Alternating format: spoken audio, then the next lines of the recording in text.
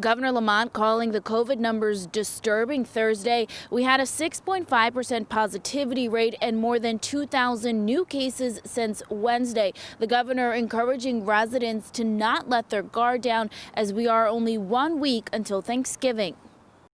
As of Thursday, 96% of Connecticut residents are living in a red alert town or city. With the daily rise in COVID cases, Lamont says they are attempting to tackle the extremely long lines at COVID testing centers around the state.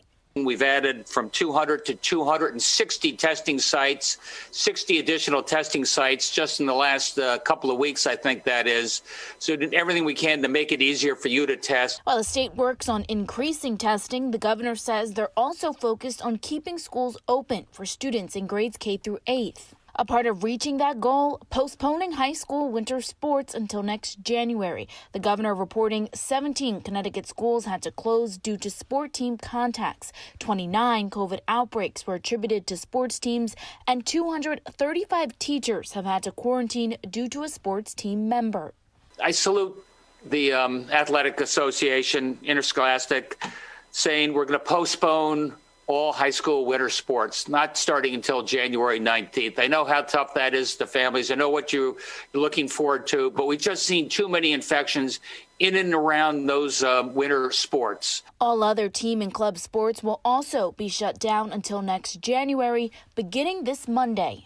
I can tell you here in Bristol that since September, we have had 342 Bristol students miss school because of COVID exposures related to club and youth sports activities. With Thanksgiving a week away, Lamont reminding residents not to travel and to celebrate small within your immediate family. The governor and city officials also warning against the risk of Black Friday holiday shopping.